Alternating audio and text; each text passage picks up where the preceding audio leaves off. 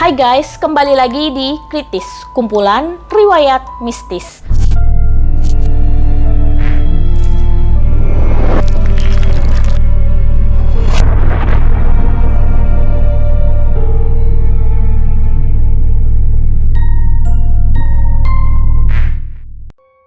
Kembali lagi bersama aku Shelly, dan selamat datang bagi teman-teman yang baru pertama kali nonton Kritis. Jangan lupa untuk di-subscribe terlebih dahulu. Di episode Kritis kali ini, dalam rangka menyambut Hari Ibu, saya akan membagikan kisah mistis yang berhubungan dengan kasih sayang seorang ibu yang sepanjang masa, di mana walaupun maut menjemput tidak akan menghalangi kasih seorang ibu ini untuk tetap menjaga anak-anaknya. Dan kisah ini merupakan kisah yang dialami oleh Ika. Bagi kalian yang penasaran, jangan lupa untuk ditonton sampai habis. Kejadian ini bermula saat Ika duduk di bangku kelas 3 SMA. Pada saat itu, sepulang sekolah, Ika mendengarkan kabar yang sangat mengejutkan, yaitu ibunya telah meninggal. Dan yang membuat si Ika ini sangat terpukul adalah ibunya ini meninggal tepat setelah seminggu ayahnya meninggal. Jadi kesedihannya itu belum berakhir gara-gara ayahnya meninggal, mesti nambah lagi karena ibunya juga ikut-ikutan pergi meninggalkan Ika dan juga adik-adiknya yang bernama Lulu berusia 10 tahun dan Nanda yang berusia 5 tahun. Nah, singkat cerita, si Ika berusaha untuk tegar dan sebagai bentuk baktinya, Ika memandikan jenazah ibunya. Dan di tengah-tengah setelah dia memandikan jenazah ibunya, jadi Ika membersihkan pelan-pelan, kemudian dia membersihkan sela-sela jari ibunya, dan tiba-tiba tangan Ika digenggam dengan erat oleh tangan ibunya. Nah, si Ika ini kaget banget dan berusaha melepaskan, namun gak bisa, pokoknya kayak erat banget gitu genggam si Ika. Lalu Ika ingin berteriak meminta tolong kepada Mbak Siti, yaitu tetangganya yang juga ikut memandikan jenazah ibunya. Nah, namun ketika baru aja dia mau teriak minta tolong, tiba-tiba cengkraman tangannya ibu Ika itu sudah terlepas.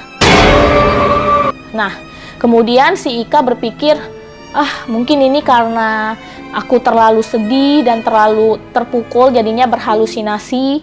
Mana mungkin sih ada seorang ibu yang mau menakuti anak-anaknya. Nah, singkat cerita, kemudian ibunya ini dikafani, disolati, dan dibawa ke tempat peristirahatan terakhir. Nah, sedikit aku mau cerita tentang latar belakang keluarga Ika. Jadi, si Ika dan keluarganya ini pindah ke Pontianak, ikut ayahnya bertugas ke sana. Jadi ayahnya ini adalah seorang PNS.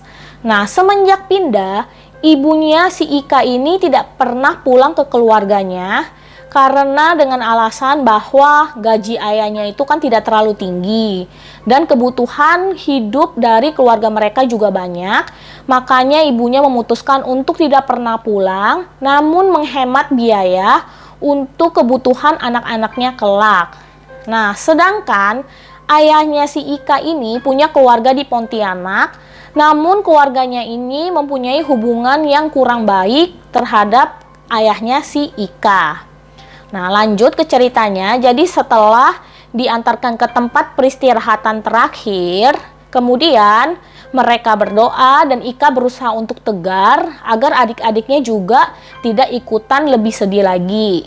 Kemudian setelah selesai semua acara, mereka ingin kembali ke rumah dan tiba-tiba adik kecilnya yang bernama Nanda itu bertanya, mau kemana? Mau pulang? Pulang kemana? Pulang ke rumah. Nah, kemudian si Nanda ngomong, ibu nggak ikut. Dan si Ika menjawab, ibu di sini saja, tempat ibu sekarang di sini.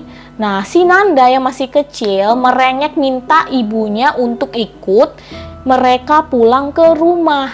Nah, jadi sepanjang perjalanan si Ika ini menggendong si Nanda untuk pulang, namun si Nandanya itu sepanjang perjalanan pulang terus-terusan menangis minta ibunya ikut pulang. Seakan-akan dia itu nggak rela kalau dia berpisah dengan ibunya.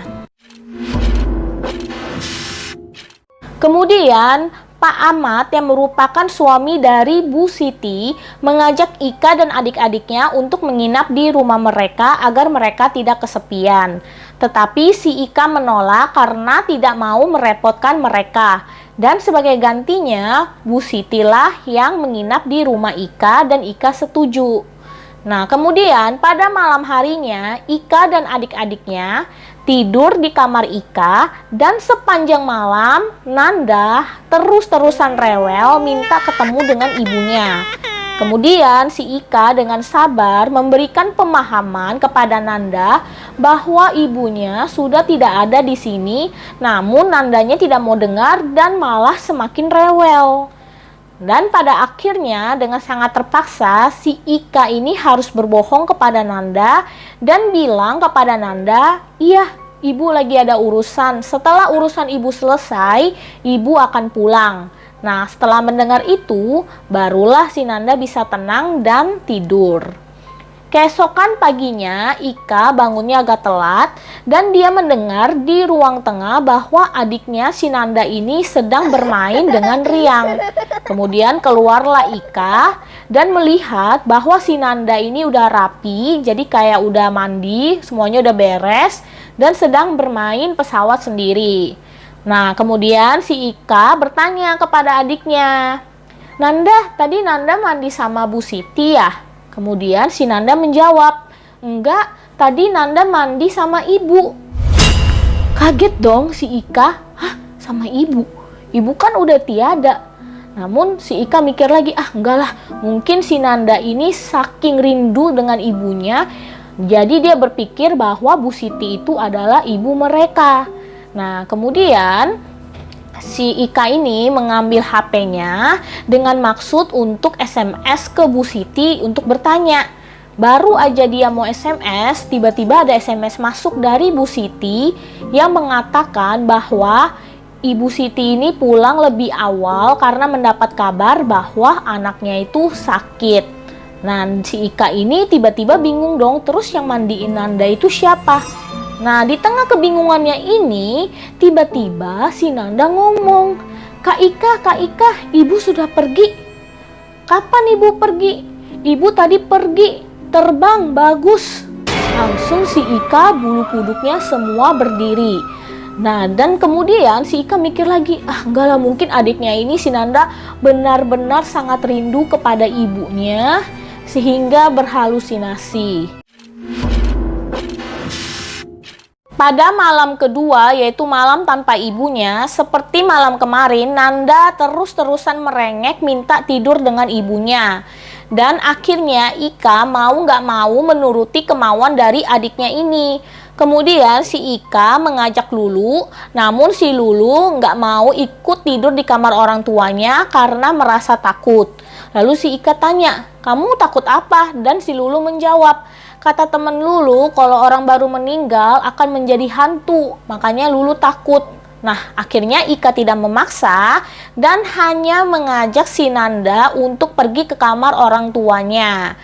Nah, ketika baru saja mereka sampai di depan pintu dan si Ika hendak membuka pintu, jadi masih megang-gegang pintu, tiba-tiba Ika dan Nanda ini mendengar kayak ada suara seseorang yang menangis dari dalam kamar. Dan suara tangisannya itu sangat pilu dan sangat sedih. Kemudian si Ika menatap si Nanda dan si Nanda langsung ngomong, "Ibu, itu ibu." Kemudian si Ika bilang, "Nanda, udah yuk tidur di kamar kakak aja." Tetapi si Nanda bersikeras, "Ibu, Nanda mau ibu." Akhirnya dengan memberanikan diri, si Ika membuka pintu, kemudian menyalakan lampu, dan pas itu tidak terlihat siapapun di sana. Nah, akhirnya mereka berdua tidur di kamar orang tuanya. Kemudian keesokan paginya, Ika terbangun karena mendengar kayak suara si Nanda itu sedang tertawa senang bermain. Nah, lalu Ika keluar mencari Nanda ke kamar sebelah, namun hanya ada si Lulu yang masih tidur. Dia ke ruang tamu, ke dapur, ke pintu depan juga masih terkunci. Tapi dia tetap mendengar suara Nanda yang masih tertawa.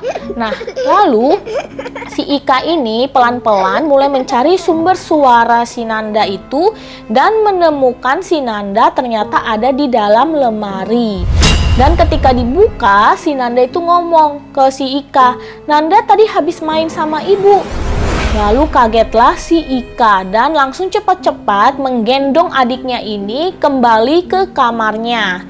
Dan pada saat itu si Nanda merengek dan menangis dengan kencang dan bilang Nanda mau main sama ibu lagi. Lalu si Ika tetap menenangkan si Nanda dan berusaha untuk memberikan pemahaman lagi kepada Nanda bahwa ibunya itu sudah tiada. Pada siang harinya, akhirnya Ika memberanikan diri untuk membawa adik-adiknya menginap di rumah keluarganya yang lain, yaitu keluarga dari ayahnya yang memiliki hubungan kurang baik dengan ayahnya. Jadi hubungan ini kurang baik ternyata karena istri dari pamannya ini merupakan seseorang yang galak dan juga sombong.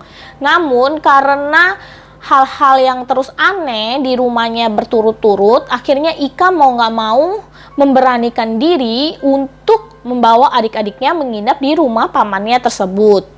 Nah, pamannya itu menyambut mereka dengan sangat gembira, tetapi tidak dengan tantenya yang merasa tidak senang ketika tahu mereka ingin menginap. Singkat cerita nih, mereka menginap dan keesokan paginya tantenya ini tiba-tiba mengusir mereka dengan alasan bahwa ia telah diganggu oleh roh ibunya Ika. Jadi tantenya Ika ini ngomong, pas semalam dia tidur, dia merasakan tiba-tiba badannya itu kayak ada yang nindih, kemudian nafasnya itu sesak, dan ketika ia membuka mata, ia terkejut karena melihat ada roh ibunya Ika yang sedang menangis di samping tempat tidurnya. Nah, kemudian pamannya ini ngomong ke istrinya bahwa istrinya ini mengada-ngada dan istrinya ini hanya karena tidak suka dengan keponakannya makanya ngomong begitu. Namun si Lulu yang mendengar hal itu akhirnya ngomong ke si Ika. Si Lulu ini bilang bahwa pada malam saat Ika dan Nanda itu tidur di kamar orang tuanya, kan si Lulu ditinggal sendiri di kamar Ika. Nah, pada saat itu, si Lulu tiba-tiba mendengar di luar pintu kamar ada seseorang yang menangis. Nah, kemudian si Lulu yang mengira itu adalah Ika, Lulu memanggil, Kak Ika.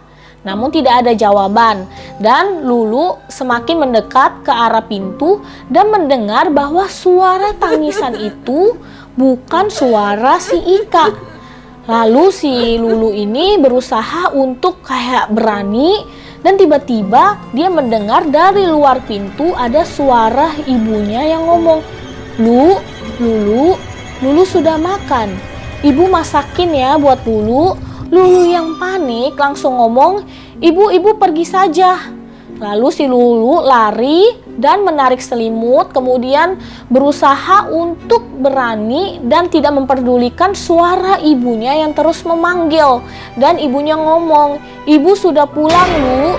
Namun si Lulu tetap tidak menghiraukan dan tetap berdoa hingga ia tertidur. Pada malam ketiga tanpa ibunya, kejadian aneh mulai terjadi lagi. Jadi pada pukul 12, Ika mendengar dari arah dapur ada kayak seseorang yang sedang memasak. Dan Ika yakin bahwa ibunya itu datang lagi. Sementara itu Nanda seperti biasa bermain dan tertawa dan bilang bahwa sedang bermain dengan ibu. Dan hal ini sangat membuat si Ika stres. Namun Ika tidak bisa menceritakan kepada orang lain karena takut orang lain tidak akan percaya dan malah nanti ibunya yang akan menjadi bahan omongan. Hingga suatu sore sahabat dari Ika itu datang yang bernama Maya dan Ika menceritakan semua kejadian ini kepada Maya. Lalu Maya berkata bahwa sebenarnya mungkin ibunya Ika ini tidak tenang dan sepertinya ada sesuatu yang ingin disampaikan. Akhirnya si Ika mulai berpikir dan mengingat-ingat hari-hari terakhir ibunya. Jadi pada saat itu ibunya itu tampak sangat sedih ketika ayahnya baru saja meninggal. Dan ibunya juga tampak lebih sering bermain dengan mereka dan lebih dekat, dan sempat memberi pesan kepada Ika untuk menjaga adik-adiknya ketika ia sudah tidak ada. Namun si Ika bertanya, emangnya ibu mau kemana? Tidak, ibu tidak kemana-mana. Ibu hanya minta tolong agar Ika bisa menjaga adik-adik kamu. Pada saat itulah Ika tersadar bahwa ibunya itu sedang berpesan kepadanya karena waktunya itu sudah tidak lama lagi dan ingin memiliki kenangan yang manis dengan mereka. Jadi ibunya si Ika ini juga meninggal tanpa penyakit yang parah dan meninggal dengan damai di kamarnya. Kemudian pada malam itu, seperti biasa Nanda rewel dan terus merengek, tapi kali ini rewelnya lebih parah dari kemarin dan tiba-tiba mereka mendengar suara lagu Nina Bobo yang dinyanyikan oleh ibu mereka. Lalu si Nanda bilang Nanda mau tidur dengan ibu dan si Nanda cepat-cepat keluar dari kamar. Lalu Ika dan Lulu yang masih kaget mendengar suara itu keluar dan mencari Nanda, namun tidak menemukan Nanda dimanapun dan akhirnya mereka mencari Nanda di kamar orang tuanya. Dan betapa terkejutnya mereka karena ketika mereka membuka pintu kamar, mereka melihat bahwa ibunya sedang menimang-nimang Nanda dan Nanda sedang tertawa. Bu, ibu kenapa di sini? Tempat ibu bukan di sini, kata si Ika. Kemudian sosok itu langsung melesat tepat di mukanya Ika dan berkata, ini tempat ibu, kalian anak-anak ibu. Kemudian sosok itu menghilang. Ika dan Lulu saking paniknya mereka diam mematung dan pada saat itu si Ika melihat bahwa Nanda sudah tertidur di ranjang dan akhirnya mereka tidur bersama hingga keesokan harinya. Nah, keesokan harinya Ika menceritakan peristiwa tersebut kepada Maya dan Maya menceritakan kepada ayahnya. Jadi ayahnya si Maya ini sedikit paham tentang hal-hal yang berbau gaib. Kemudian ayahnya Maya ini bilang bahwa ibunya ini tidak tenang, pasti ada sesuatu yang ingin disampaikan ataupun kita harus mencari tahu alasan kenapa ia tidak tenang. Jadi untuk itulah ia menyuruh Ika untuk memeriksa peninggalan-peninggalan ibunya, mana tahu menemukan sesuatu. Jadi pada sore harinya, Ika memeriksa lemari orang tuanya dan ia menemukan sepucuk surat di bawah kotak make up ibunya yang berisi, "Anakku Ika, kalau kau membaca ini, ibu sudah pergi. Jagalah Lulu, jagalah Nanda. Ibu tak ingin pergi, tapi ayahmu akan menjemput. Ibu sayang kalian, tapi ibu terlanjur berjanji pada ayahmu. Kami sehidup semati satu jalan." Maka pada malam itu juga Ika membawa adik-adiknya ke rumah Maya. Sesampainya di rumah Maya, Ika langsung menyerahkan surat dari ibunya tersebut kepada ayahnya Maya.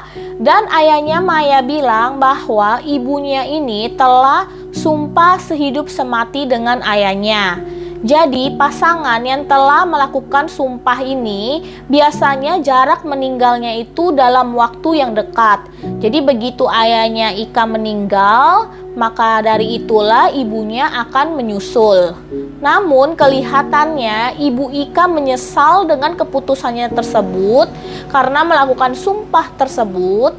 Jadi ibunya Ika ini menyesal karena hidupnya itu ternyata tidak hanya untuk bapaknya Ika saja, tetapi untuk anak-anaknya.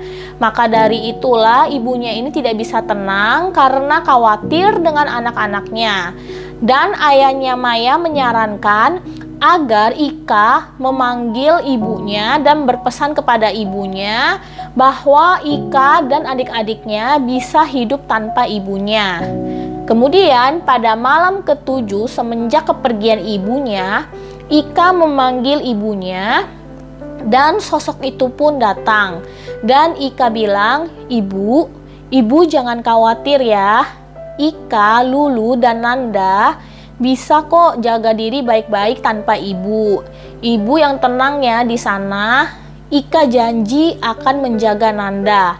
Kemudian sosok itu mendekat kepada Ika dan mengelus wajah si Ika. Ika menangis dengan sangat sedih dan kemudian sosok ibu itu hilang.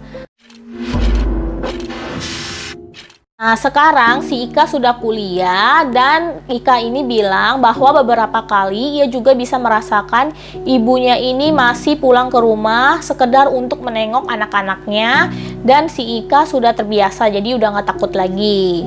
Nah, selamat Hari Ibu bagi kalian semua para ibu, dan bagi kalian semua jangan lupa untuk mengucapkan selamat Hari Ibu kepada ibu kalian. Bahagiakanlah ibu kalian selama ia masih ada, karena kasih ibu itu sepanjang masa. Menurut kalian gimana kisah dari si Ika ini? Menurut aku ini ya mengharukan banget. Jadi cinta seorang ibu itu besar banget, sampai ia sudah meninggal pun masih mengingat dan menyayangi anak-anaknya. Nah, bagi teman-teman sekalian, aku pengen tahu apa hal yang kalian lakuin di hari ibu ini. Kalian bisa share di kolom komentar. Dan bagi teman-teman yang suka dengan video kritis kali ini, seperti biasa, jangan lupa untuk di like, subscribe, dan share ke teman-teman lainnya. Dan sampai jumpa di episode kritis yang berikutnya. Dah.